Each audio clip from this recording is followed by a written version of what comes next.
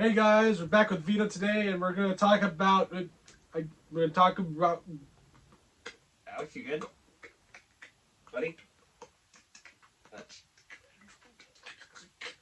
All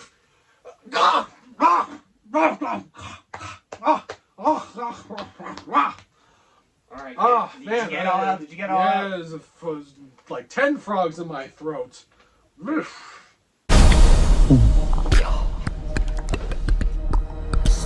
All right, so a new Spielberg film came out, and I did a whole video talking about every single Steven Spielberg film made, and I kind of had some. I said some very souring things about Spielberg and his career now, and I definitely just wanted to do a review of this movie, get a review out, just like. Kind of see just to like let you guys know how I felt about the movie and how it makes me feel about Spielberg right now. Before we just get into the movie, Vito was not in that. He was not in that video. It was Blake. And, you brought Blake on for that one? Yes, I did. So since people know what Blake's opinions are, Vito, just tell everyone. Just say every single Spielberg film you have seen. Every single film directed by him. Most of mine are going to be kind of just one note, but Close Encounters, really liked it. I love that movie, and I still do. It's still one of my favorite Spielberg films. Jaws, also one of my favorites. Yeah, he made Jaws, right? Yeah, I think. Oh, I thought it was George Lucas. No, continue. No, they worked on Indiana Jones together. Yes, they did. And did you see all 4 Indiana Jones? Believe it or not, when I was a child, yes.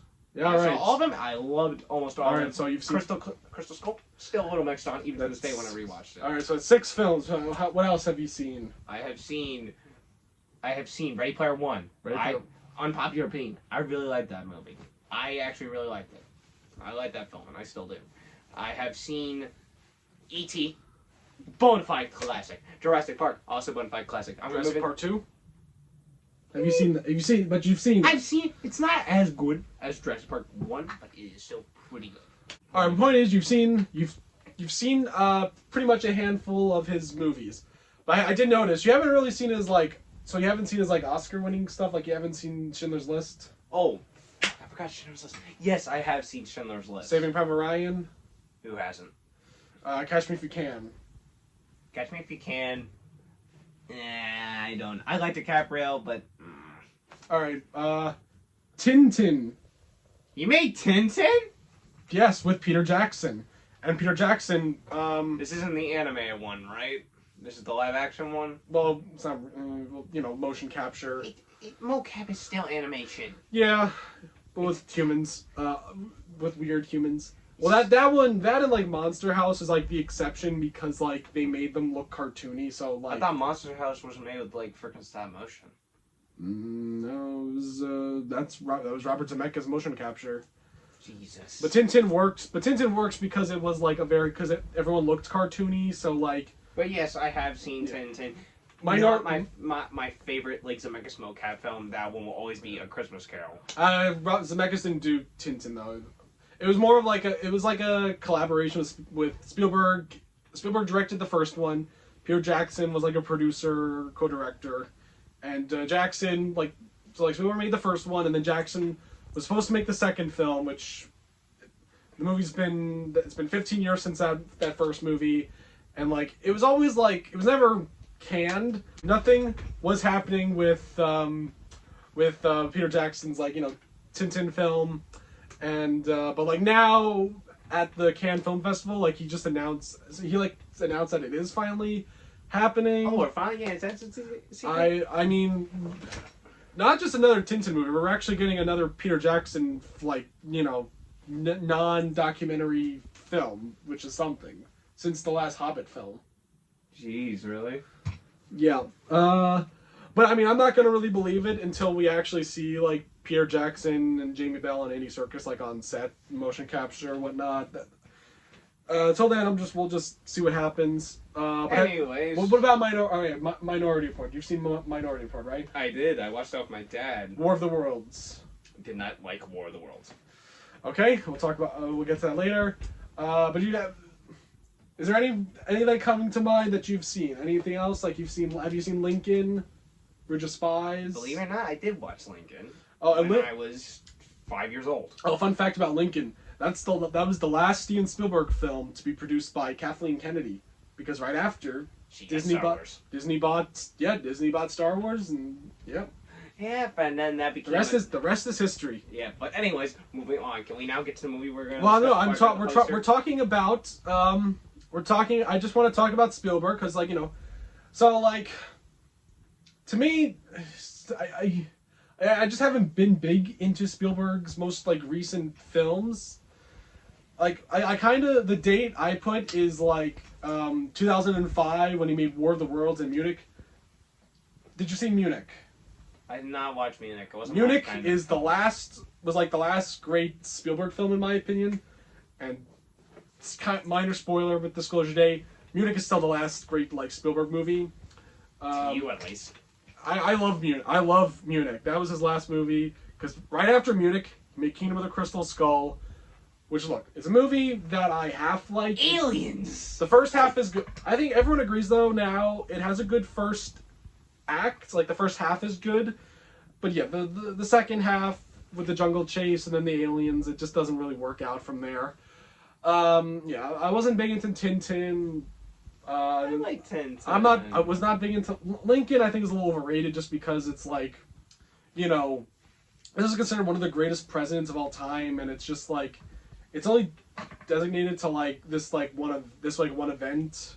Like, I wish it was like, him throughout the whole Civil War in his presidency, but it was just like towards the end while they were like trying to end slavery. I want a little more than that out of Lincoln. And not say that, like, if he was a vampire hunter, if you know, you know. I haven't seen that movie. I do like everything he's done with Tom Hanks. I love, though, like Saving Private Ryan, Catch Me If You Can, and then, like, when you come to the more recent stuff, I liked Bridge of Spies is good. Did you see Bridge of Spies? It was alright. Bridge of Spies it's partially good because of Tom Hanks, and also the Coen brothers wrote it. That's why I kind of like it. I still think Steven Spielberg should have directed the Call of Duty movie that's coming out. I think he was supposed to. I think Taylor Sheridan. No, but here's the thing. No, Steven Spielberg was supposed to direct a Call of Duty movie, but Activision, the studio that made Call of Duty. Nah, I'd rather. Hold on. Let me finish. I have the talkie stick. He did the same pitch that he did for, like, Saving Private Ryan, the Spielberg deal where he gets full creative control. And they said no, which is like, why would you do that? Would it have been R-rated? I have no idea. We won't know because we never got to see it. You're supposed to. I don't know if it was actually true, but there was like a rumor that he was going to do Old Boy with Will Smith. He was going to do Old Boy with Will Smith? Yeah. I don't know. Would that work? Will Smith being fat? Yeah, probably not. No, like, I like, the Bridge of Spies, The Post, with Tom Hanks, those movies are really good. I like when he works with Tom Hanks. You should also get back with Tom Cruise. But anyway, I like those two movies. West Side Story, that remake, that was pretty good. It was a pretty good movie, even though I thought it was kind of unnecessary. We didn't really need... It's the only good Rachel Zegler film that there is out there. I like Shazam 2, though. No. I like Shazam 2. No. I like Shazam 2. No, review over. I like it. I think actually recently, like, this is where I do stop. Like, Tarantino literally said that Martin Scorsese has not made anything exciting this century as Spielberg's West Side Story, and I'm calling bullcrap on that. Like, West Side Story, Steven Spielberg's remake of West Side Story is better than The Departed or The Irishman. Is he serious? I thought you said Spielberg didn't make anything. Martin Scorsese, though. Martin Scorsese has not made anything exciting. Look, I know you're gonna hate me for it, but what about One Battle? Fuck One Battle. One Battle is good. I like One Battle. It's not. But West Side Story, look, I still liked it, though. Like, it was really well made. I liked the filmmaking of it, like how they, like, adapted the story with, like, the modern filmmaking. Okay, so let's compare his remake of West Side Story to another musical adaptation. I don't know if this came out around the same year or, like, a couple years later, but In the Heights by Lin-Manuel Miranda. West Side Story is technically a I feel like was better made. But In the Heights, I think, was like more necessary to get made because like In the Heights had never been done as a film. West Side Story had already been done, and honestly, if they wanted to remake West Side Story, they should have just had it been a live show like Sound of Music Live or Peter Pan Live, and obviously they would cast actual Puerto Ricans in the roles of the sharks. Still, like the movie. I liked both, but I feel like we're also getting a bit off topic. This is all part of my point. Is that I'm in a weird relationship with Spielberg right now because look, we all loved Spielberg at first when we were kids. He was the first. Technically, I was George Lucas. Technically, George Lucas. We were kind of introduced to first. I mean, I still have the VHS tape of the Animaniacs sing-along that I forced my dad to get from my grandma's house, so that way it couldn't be sold when we were selling my grandma's house. Look, but you agree with my point. Like Spielberg and George Lucas, those were like the first filmmakers we knew. Yeah. Even though I think I might have seen E.T. before I think I saw E.T. before I saw Star Wars. Yeah, I'm pretty sure. I saw Star Wars before I saw E.T. I saw E.T. before Star Wars, but E.T. scared the shit out of me, and I didn't really watch it that often. I watched... You got scared by E.T. Yes. I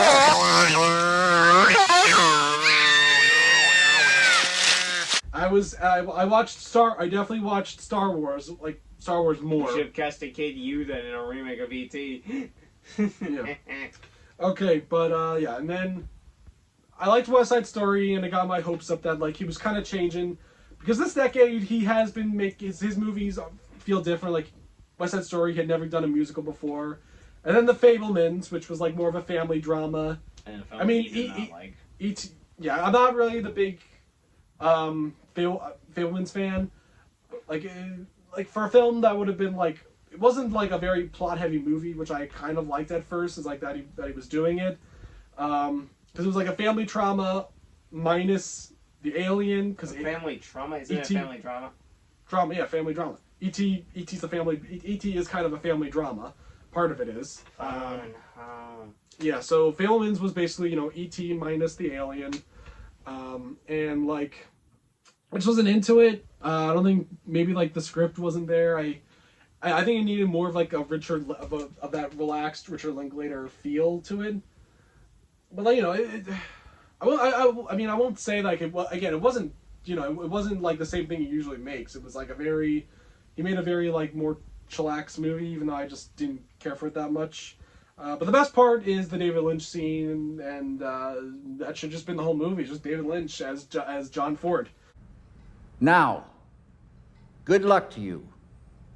And get the fuck out of my office. But now we finally get to his newest film, Disclosure Day. Yeah, I got I swiped the poster. Honestly, I like this poster.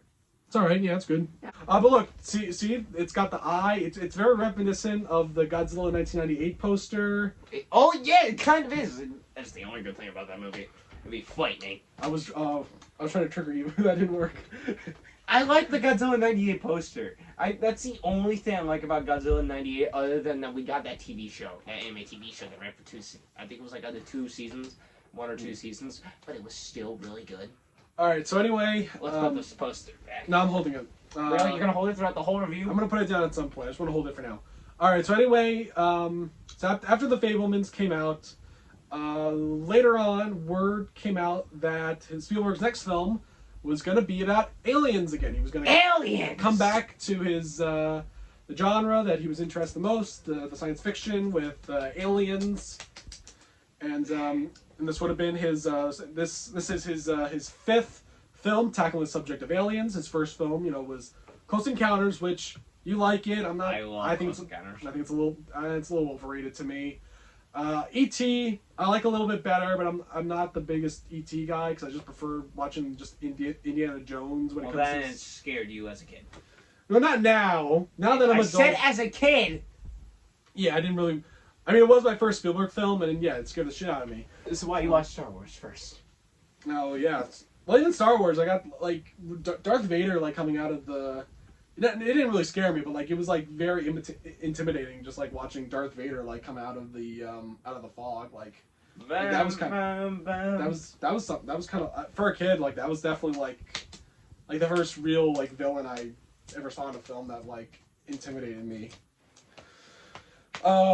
Yeah, so E.T. second film, and then his third film being War of the Worlds, which I love. I love his War of the Worlds. It's the scariest thing ever in terms of what it is. And then his fourth and last Alien film he made was Indiana Jones and the Kingdom of the Crystal Skulls. Of course, it counts. It kind of counts. It does count. He did direct it. Yeah, Lucas wrote it. I'm and sure he directed it. And he definitely did not want to direct it. I was the one that said, "I'm done with this series. It was great. Let's walk away." He was open saying how he hated the idea of doing Aliens. George Lucas had this idea for Indiana Jones, and it was basically, hey, let's do Aliens. And I said, George, I don't want to do Aliens. But they still kind of ran with it anyway. Aliens. Yeah, and then Don't Lucas, worry, and then Lucas says, no, they're interdimensional beings. So then George came to me one day, I'll never forget this conversation, said, you know, you might be right about this alien thing. Maybe we shouldn't do aliens. There's too much of that stuff around. I said, George, I love you. That's the best news you've ever given me. He said, yeah, they're not aliens. They're kind of extra dimensional. I said, what? He said, ever hear of string theory? The aliens. I don't care what he says, the aliens. Yeah. I think he said that they would interdimensional beings just so that we could get Spielberg on board. Wow, did I know started that quickly? Actually, the idea for the aliens, that was like supposed to be an episode of the Young Indiana Jones show. Seriously? Yeah. What the F? Dracula, he made it onto the show. Vlad Dracul. Yeah, Dracula made it on. Vlad Dracula got on to Young Indiana. What even is that show? Like, I haven't watched Young Indiana Jones. Sue me. I will get around to it. A lot of people, I don't think, have watched it. I am getting around to it, though. I'm just busy. I'm starting a job soon. It's a show. It is a show that you have to. You really got to take your time with it. I'm gonna put it like that. So he didn't really like it. I don't like the episodes when he's like a very young kid. I like it when it's Sean Patrick Flannery. Okay. Oh yeah, but no. Back to the Dracula thing. What's funny though, because since it's George Lucas who was behind the show, and it was kind of made around the same time the Coppola Dracula was out, and like their depiction of Dracula was literally like what the Coppola film was doing, make him look like, the Vlad Tempest Dracula. Anyway, yeah, so Disclosure Day, his fifth attempt back at the science fiction genre, and the other thing about this film, so besides that, being like another, like, it was like UFO, alien film, science fiction, his return to the genre, was also the fact that the guy who's writing it was David Koepp. Well, what it was is that, so basically, like, Spielberg just spent 2 months writing a 50 to 60 page story outline that would serve as like the basis for the film. Like, he didn't really write the script, he came up with the story, which is why the film really promotes that it's like, he really gets promoted. The movie really promotes the fact that this is like based on like an idea from him, but it was written by David Koepp. And David Koepp, I like David Koepp. Do you know David Koepp? Alright, David Koepp, he's no stranger to working with Spielberg because he wrote the first 2 Jurassic Park movies, which I love. I love both movies. I love Lost World, sue me. Lost World was alright. I'm not saying the ending is I think the ending is awesome. I love basically everything about the Lost World Jurassic Park. The gymnastic scene, it's whatever. But yeah, he wrote those 2 films, and he wrote War of the Worlds, Tom Cruise, film I love, and then the last film he wrote for Spielberg was Indiana Jones and the Kingdom of the Crystal Skull. Okay, look, I usually love this writer. I love this writer, but that's one of the few duds he's made. But outside of that, like the films, outside of that I love, I like. He wrote Death Becomes, which I like. I love the first Mission Impossible. That's a great film. Yeah. He also did the first Spider-Man, which is great. Oh, really? David Fincher's Panic Room. He's also written a few films recently for Steven Soderbergh, like Kimmy and Black Bag. And some of his other recent stuff, though, to mention, he did come back for Indiana Jones and the Dial of Destiny. Although, like, I think he wrote a draft, but, like, other people just, like, wrote it. So I don't know how much of that film really was his. I haven't finished Dial of Destiny, and I still have to. Whoa, you didn't? Oh, you didn't even see it in the theaters? I didn't get a chance to. I wanted to. Mm. I didn't get the chance. It was good. I mean, I guess it was better than King with the Crystal Skull, but the original trilogy is still better. He also wrote Jurassic World Rebirth, which I was definitely not big on. I thought Rebirth was alright. I mean, it made raptors scary again, but like, that was my least favorite film of 2025. Would you say you like Rebirth? Do you like Fallen Kingdom or Rebirth more? Fallen Kingdom, because it was like more interesting. Rebirth, I also just they gave away too much in the trailers. That was the and I think most it was like the worst effects for like the effects were like really bad, I thought. And then another film to mention that David Koepp wrote was Tom Cruise's The Mummy. He's writer on that film. God. But no, I usually like David Koepp because he's just really good at writing scripts or like, you know, nice 2-hour. I'm saying 2 hours for his usual. Is like, well, I guess older films. We'll talk later, but like he's good at making like a tight 2-hour film. Like the first Spider-Man, it's a good 2 hours. He does a great job setting up all the characters, setting up both Spider-Man. Go. He's good at setting up both like Spider-Man and Green Goblin's origins. He's amazing. I love him when it comes to he's just good at like at getting good exposition down.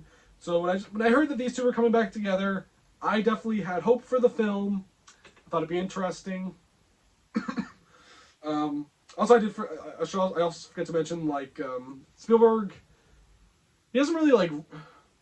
I mean, every director definitely has creative involvement into the narrative and how it should go, but they don't really. But like sometimes they don't really. They're not exactly writing it. But Spielberg, like he has like written or like come up with stories before. Like he wrote Close Encounters, very young age, which is that's kind of why the film doesn't really work that much for me, because like he was very young and naive, and that like if you ask Spielberg, like, he kind of does like he's not the biggest fan of Close Encounters or like in terms of what happens in it.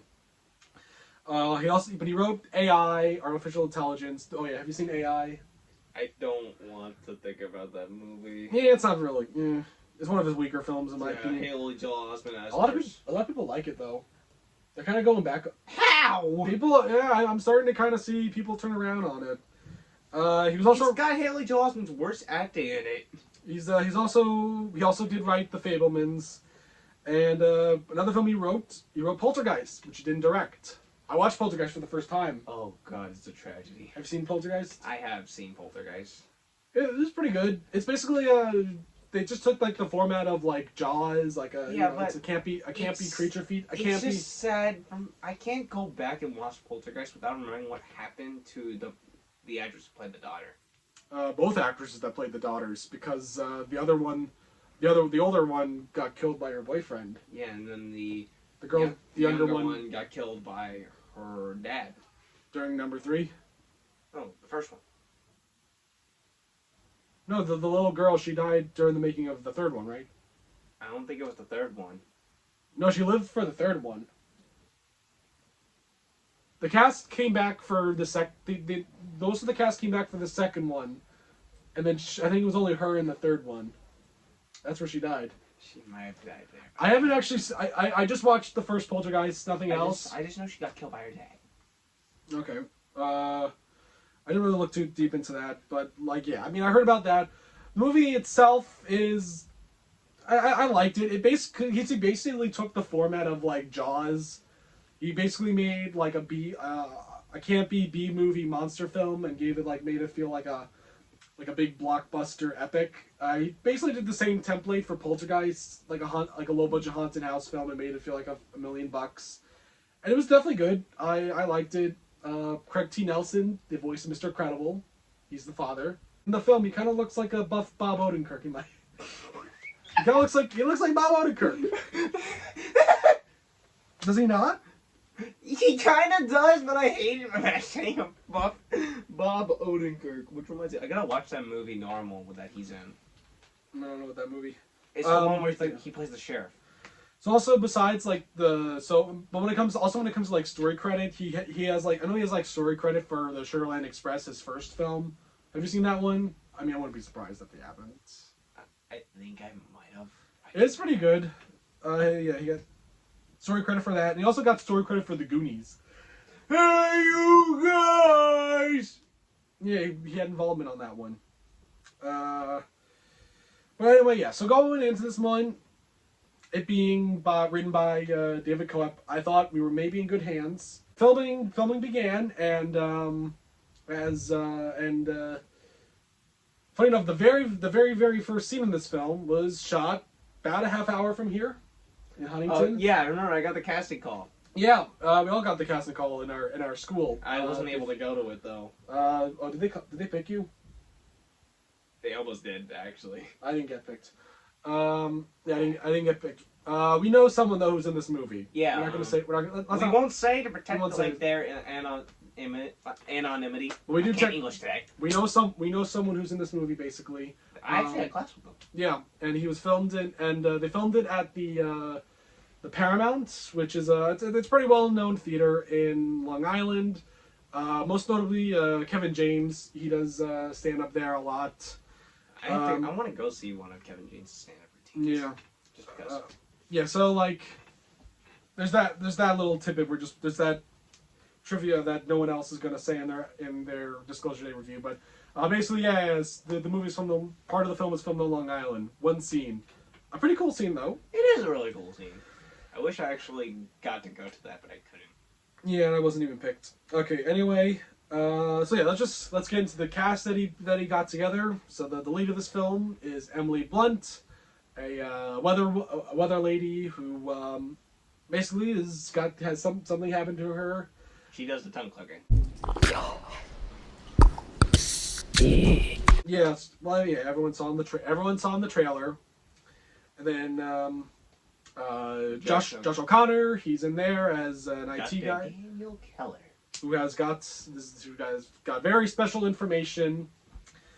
Colin Firth is the bad guy of the film. Penguin! He was Penguin. Right? Oh, wait, I got my Did I say Colin? Wait, if I play back, did I say I forgot if I said... You said Firth. I'm wrong. I said Firth? Okay. I got my Firth. Collins mixed up. Well, there is actually that scene in the King's Speech where Colin Firth is like, oh, can I be a penguin? Can't I be a penguin instead? Colin Firth. Kingsman! Yeah, he was Kingsman. Damn it! He's a good actor, Colin He Firth. plays Galahad. I remember now. He plays Harry. Yeah, Colin Firth, good actor. He's the bad guy who wants to keep aliens under wrap. Eve Hewson, Josh O'Connor's girlfriend. She was actually you probably didn't know who that was, but she played Marion in the 2018 Robin Hood movie. Oh, I saw the 2018 Robin Hood. Oh, you actually did? I did. Not in theaters though. Not in theaters. Yeah, no one saw it in theaters. The marketing was terrible. That's why I didn't see it. Also, was November 2018 was a packed week for films like Creed 2 and Ralph Breaks the Internet. Yeah, I saw Creed 2 with my cousin. Yeah, Creed 2 was a better movie. Yeah, but yeah, she's in this movie. She's good. She's in a better movie than Robin Hood 2018. They got Coleman Domingo in there. Joe Jackson! Coleman Domingo, he's Joe Jackson, the Michael biopic. He's Oh, Unicron in Rise of the Beast for Yes. Transformers. Yeah, he's very big. Coleman Domingo is definitely very big right now. Like you go back to like other movies before, like he has like small, like he kind of had like minor roles in movies, but now He's getting like more recognized now. yeah, I think it was like I think maybe it was Sing Sing or that movie like Rusting, but like this decade he's definitely like he's big. He's really good. Like Coleman Domingo, he's a good actor. I didn't hate him in Sing Sing. I just didn't like his character. Did you see Sing Sing? I did not watch Sing Sing. Yeah, because they did a terrible job with putting it in theaters. Well, you can watch it on HBO now. The last person to mention is Wyatt Russell, aka U.S. Agent in Yeah. Thunderbolts, and John Walker, also in Falcon and Winter Soldier. and Basically, he's in the MCU. yeah, I do. I like Wyatt Russell. I like him in an early performance of his. He's in the Richard Linklater film Everybody Wants Some. But also Glenn Powell. I like Wyatt Russell. Great guy. I haven't seen the Monarch show that he's in, but anyway, yeah, I need to watch Monarch. I heard it's really good. But everyone knows Wyatt Russell. He is the son of both Kurt Russell and Goldie Hawn, and Goldie Hawn was the star of Spielberg's technically first theatrical made film, The Sugarland Express. So it's kind of nice. It's kind of nice seeing him in this movie, the son of the actress that was in Spielberg's first film. It's kind of nice. And at one point in this movie, he's literally wearing Wolverine's leather jacket. Though it also, you're not going to understand what I mean, but... It also kind of looks like Ron from Resident Evil's jacket in Resident Evil 6. Specifically, you just change the colors with the stripes. Like, those parts Okay, of anyway, jacket. look, I don't care about I don't care about that, but like he literally looked like Wolverine. The jacket looked like Wolverine's jacket. I need to see the jacket wasn't in any of the trailers, but like after seeing the movie, I was just like, that's Wolverine's jacket. I was trying to tell you, like Vito, that's Wolverine's jacket. Yeah, except I was trying to watch the goddamn movie. Yeah. I was trying to tell you that was Wolverine's jacket. I know it was Wolverine's jacket. Wyatt Russell stole the jacket. Oh Yeah. my, see, this is why sometimes I can't go to movies. Okay, so yeah, the plot of this movie, as the trailer was kind of saying, Josh O'Connor has stolen alien information from a tech company that just shows that aliens have existed and have visited Earth. And Colin Firth just wants to get that information back because it's going to upset the order of things. And also, while that's happening, the world is is on the brink of World War III. We'll get back to later how that's a problem, really. But yeah, that's really the plot. It's not so much a science fiction film, more of an espionage thriller with science fiction elements of characters just have possess alien technology. But it's got a lot of espionage, really. Yeah, but I mean, the alien technology, I don't know, looks kind of meh. It definitely had a minimalist. There was a minimalist. Yeah, but it feels like also they barely use it throughout the whole movie. I was like they only use a couple of times. Yeah, feels like towards. It's like I feel like they started using the technology it was the scene when Emily Blunt saves Josh O'Connor. I think that's the first time I feel like they were using it. Yeah, there's not a lot of aliens in the movie. Spoiler alert. I mean, that's not really a bad thing. I mean, when I heard they were making another UFO movie, I thought it was going to be a really interesting take on aliens, but not really. He's been saying how the movie is this is the disclosure, so it's the disclosure to to his Alien trilogy of Close Encounters, E.T., and then this, not counting War of the Worlds and King of the Crystal Skull. Do we really even count those? I mean, King of the Crystal Skull, like you said, Lucas tried to say they were interdimensional. Well, the funny thing about King of the Crystal Skull though is that it basically says that Indiana Jones was kind of a part of the Roswell incident, or he was he was part of the Roswell and New Mexico incident. Yeah, and and in the movie, one of the alien footage. Well, they showed it in the trailer, but they showed that they showed footage from the Roswell site.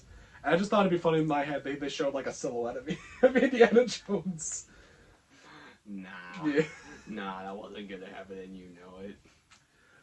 I mean, I did watch King of the Crystal Skull was one of the movies I did watch going into this movie just because of the alien connections, and it did kind of help me get in the mood.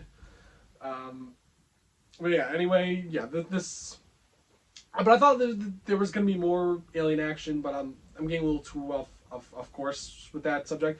Well, people did think though this I did not believe this at all, but people thought this was like a sequel though to Close Encounters, which It did not look like a sequel to Close Encounters, though, to me. imagine though if like it was, then so basically like Well, what all would those you even everyone call a sequel to Close Encounters? Close Encounters of the fourth kind. No, but like no, imagine that if this was a sequel to Close Encounters, then like so like basically did like Bob Babylon and or was it Bob Babylon or something, and then Francois Truffaut, like did their characters like get killed off by like the tech company because of their knowledge of seeing the aliens and everyone there? Yeah, I don't know. Like it wouldn't have really worked out like how so like the world just like yeah. Anyway, that's what the movie is. It's like a third to like that. It's closure to this Alien trilogy. But yeah. Anyway, yeah. So not a lot of alien action though. But let's just quickly get into like the other stuff though about the movie. So it's a Spielberg movie. So typically, John Williams did the score for the movie, as he does for all Spielberg's movies, and Williams really does nothing else. If you look at his Wikipedia, like all he's done really in like the last 10 years is mostly Spielberg movies and the Star Wars sequel trilogy, plus Dial of Destiny, which was close to being a Spielberg movie. It was supposed to be directed by him, so it kind of counts in some way. And then also Janusz Kaminski, who he has worked with him since like Schindler's List. Do you like Janusz Kaminski's cinematography?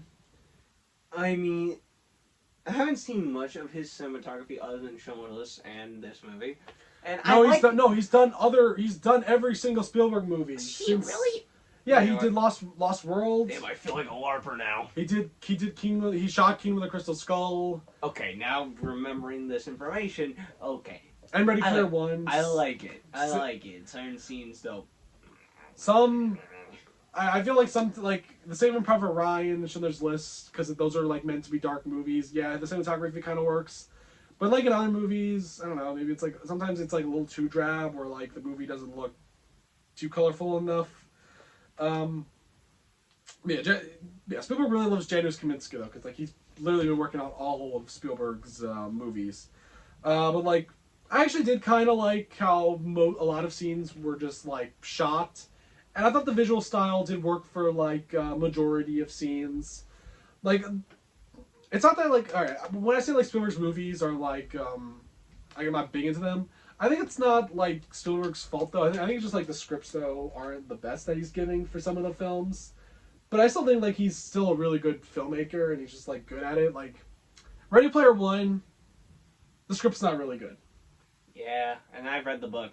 But I think it's helped by like Spielberg's direction, because like he has a very classic way of making films, and I feel like if anyone else did Ready Player One, if they got like a younger person, they probably would have made it way more flashier than it was. I mean, he had the vision. It's just he was still the bad script. Yeah, and it was written by a guy who like got booted off of writing the Avengers because Joss Whedon even hated that script. I was gonna back to your thing about the book. Yeah, I haven't read it, but I know it's darker. So it is darker. There is a sequel. Oh yeah, I don't know if they're making it though. Are they making a film? I don't know if they are, but if they are, it felt like they were making the sequel, just that the second book, just to make a second film. Kind of like the Lost World Jurassic Park. They just wrote the book. Michael Crichton just wrote that book so they can write the sequel. Didn't he famously not like the first movie anyway? Michael Crichton? Didn't he not like the first movie? I thought he did. He did? Yeah, and I think I must be thinking of the wrong book. Yeah, you probably are, because Michael Crichton like wanted Spielberg to direct it. There was no one else that he wanted to direct. I need to read the book. He wanted no one else to read Jurassic Park but Spielberg himself. Lost my train of thought again. I just know like Ready Player One. It should have been like, knowing that he made a movie like Minority Report, like a really good dark dystopian, like not really, that's kind of dystopian, but just futuristic film. Like that Ready Player One should have kind of been on that level. But yeah, like sometimes I think Spielberg's scripts just haven't been good. But like I think the direction is really good. there's a lot of really cool like camera works and it's like real practical stunts in the film that are like awesome. There's definitely like CGI enhancements, which the CGI very mixed in this movie. Very mixed. Remind me again, with the alien CGI? I don't really know. I think it might have been a mix of both. But I don't really like the alien designs in this movie. Well, I mean, the alien we'll talk later about the alien designs. But no, there were clearly a lot of like practical like car chases in the film, which was like cool, better than like the car chases in not the one through the university, but like in the jungle in Kingdom of the Crystal Skull. That looks better than those scenes. But yeah, I like that stuff. There's a lot of just like cool filmmaking and like you can tell that there's like the action is pretty cool and this does actually like fix my problem with Ready Player One because it definitely had its pretty like dark, gruesome moment. There's a scene where because Colin Firth can like control people, and he controls Marion from Robin Hood 2018 to like turn against Josh O'Connor and get like turn them in, and there's a really great scene where like he gets control of her and like she starts like I forgot, was it a crucifix or something? Yeah, it was like a crucifix. She was holding like a crucifix. Like a rosary bead. She was holding a rosary bead. Yeah, and it was like hurting her to the point where it's like her hand started bleeding. Like that was actually like a pretty like intense scene that got me like. That one I could tell because I looked at you. You looked like you were tensing up. I was what? You looked a little bit like you were tensing up. I was like, oh my god, blood in a Steven Spielberg movie. I haven't seen that since Munich. You were tensing up. Don't even lie. Yeah, I was tensing up. Yeah, because Spielberg movies aren't that violent. Like even Kingdom of the Crystal Skull was kind of like weak on its violence. Yeah, there wasn't as much punching. Yeah, but like I was like, oh my god, like this brings me back to like Minority Report and War of the Worlds when like his movies felt like they were going dark and stuff. I like stuff like that. His direction, the cast is all good. I don't have a problem with any of the actors. They're all really good. I agree. I like them all. Emily Blunt is really great in it. Is she gonna get nominated for an Oscar? Probably not. No. I don't think this movie, anything outside of the effects and like, I want Josh O'Connor to get nominated for an Oscar. He's probably not. Yeah, I mean, I like Josh O'Connor. I liked him in the last Knives Out film, but yeah, like no one. I'm not really expecting that much. I don't think the Oscars are really gonna give this movie that much. I think it'll get like, I think maybe special effects might get nominated, even though they're not really great. But like maybe sound, and I think sound effects I can see. I could definitely see that being the case. Like it's a long shot that this thing will get nominated for Best Picture, but only time will tell. Only time will tell. Yeah. It's gonna be Dune. Dune's gonna be the big one though. But yeah, so yeah, stuff like that. What else did I like? Anything else you want to add that was good?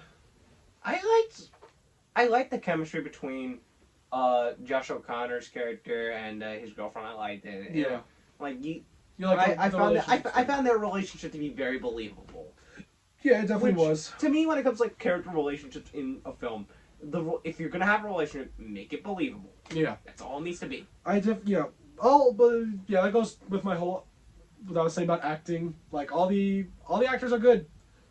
Usually, maybe there would be like an actor in a film that isn't great, but no, everyone I thought was like really good and they did their job, and like the characters are well written.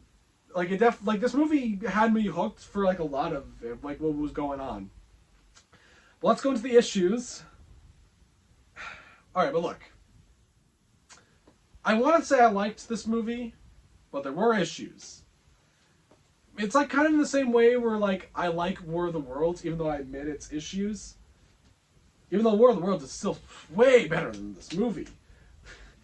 Okay, so like, it's not really writing that's the issue with the film, because I think they do a good job like setting up the characters. It's just like, I think some things are like placed weird. Like the number one thing is that this movie needed a prologue. Like it didn't really have a prologue. It just jumped into things. It just opens at the Huntington in Paramount, the Paramount Theater. That's where it opens. I agree. It needs a bit of a prologue. Yeah. But The I prologue- don't mind that it opens up at the Paramount Theater. Yeah, the problem. Yeah, well, after the prologue, is like, you know what I mean. Like, it's a cool way. Like, the prologue basically is, you know, I think it should have been the characters when they were kids. You don't reveal that they were technically aliens. You open the film by showing the characters when they were young kids, and you basically it just sets up that something happened to our main characters when they were kids. Then you cut to the present day. That's how that's how something like that was done.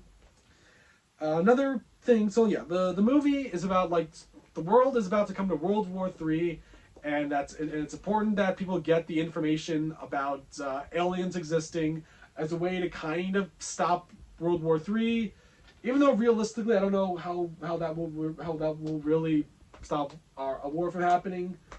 Just us releasing information that aliens just happen to exist. That's not going to stop World War III realistically. It would have. I mean, aliens themselves showing up would maybe stop something, but like. I mean, that would be the one time we'd all be unified trying to.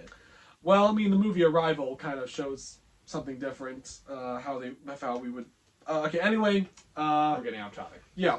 But no, the problem with the World War III setting is like, look, it's great. It's a great backdrop for, like, tension, for us to really want our characters to succeed, you know, their mission with aliens. But the problem is, the World War III's been done so many times. So my problem was that the World War III element is not. They don't really update us on it that much. We don't really know that much.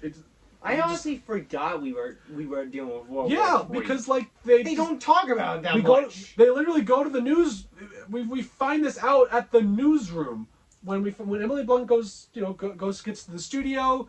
We just hear all this stuff about, like, all this stuff with, like, Russia and, like, North Korea or something, and then, like, you know, it's like, oh, okay, so there's gonna be more about this later on in the movie, and we hear nothing about it for the next, like, 20 to 30 minutes, and then suddenly because after in the trailer, you know, you see how Emily Blunt is, like, talking, and then you know, she faints and she's in the hospital, and then she escapes from the hospital because the Colin Firth people try to get her. And it's like after the scene where, like, she leaves and, like, goes with her boyfriend Wyatt Russell, they come to a gas station, and everyone at the gas station is just leaving.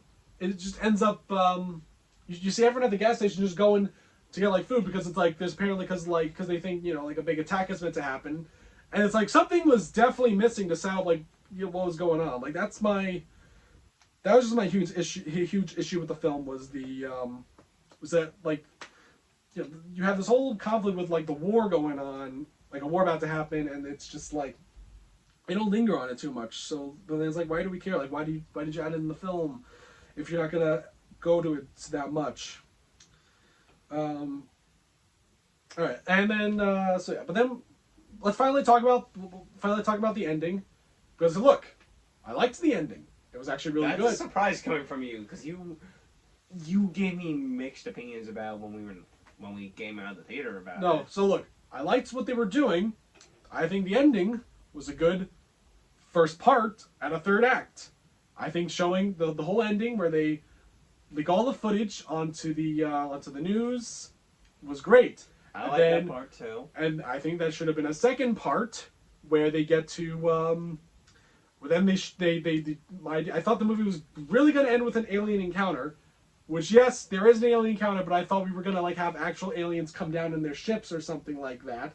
Something interesting. Like, I kind of thought it was not like it was going to end like Close Encounters, where, like, it ends like Close Encounters where, like, aliens come down, but they don't take Emily Blunt and Josh O'Connor in their spaceship. It's like basically them coming to Earth unifies all humans. I thought they were going to do, like, at least something interesting there. But no, it's just that, like, yeah, they go to the news station, they download the footage, and then it turned out that Coleman Domingo and his whole, like, organization of people trying to, like, leak the footage, they just happened to have an alien with them. Which, where the hell were they storing that alien? Well, it was That's the one part I don't get. It was in that truck. Yeah, but, like, we didn't even know much about that truck. Yeah, we don't really know much about the alien either. And as we were literally leaving the theater, I said, look, the alien that we see at the end looked actually pretty good. I thought it was a pretty good. I thought it looked good. It was one of the it felt few good, basic. one of the few good CGI effects in this movie. So yeah, the alien in this movie looks way better than the alien at the end of Kingdom of the Crystal Skull. But the animals that we see in this movie that are like, I think they're aliens or they're either controlled by aliens. Anyway, the aliens in this movie, no, the animals in this movie look worse than the prairie dogs in Kingdom of the Crystal Skull. I'm sorry.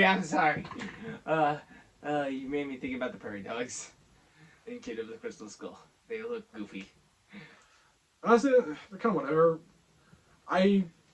When I found out people hated Kingdom of the Crystal Skull and I heard stuff like that, people were complaining about the prairie dogs, and I'm like James Rolfe kind of like had a good point. He said like, it's like a few seconds, would you shut the... It's like least of that movie's problems.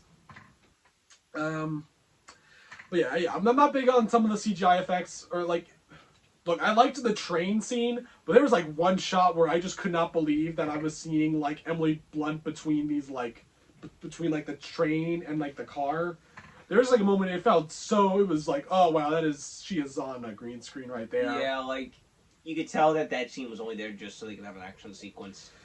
Yeah, and even though I wish there were a little more alien action, but whatever. We didn't get much of that. That's not really the point of the movie. Okay, as you were saying though, you didn't like the alien designs. It looks a little too generic. Okay, well my one of the friends we saw it with, he agreed with me on this one.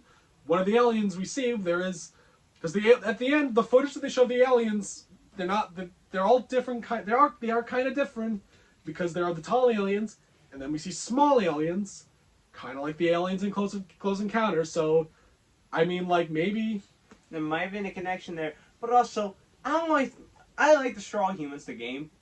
I don't like thinking about that when I'm watching a Spielberg film. Wait, what? Straw? Destroy All Humans, it's a game, and the smaller aliens, when you see the footage, it reminded me of the designs of the aliens from Destroy All Humans. Okay, well, I'm thinking of another Spielberg alien film, and you're thinking of video games. So Yeah, but like, I think that was definitely like an Easter egg, but I don't think that doesn't mean I think Close Encounters is connected to this film. That's like thinking E.T. is connected to Star Wars just because there were 2 E.T. aliens in Phantom Menace. pretty sure it was 3. No, I think it was just 2.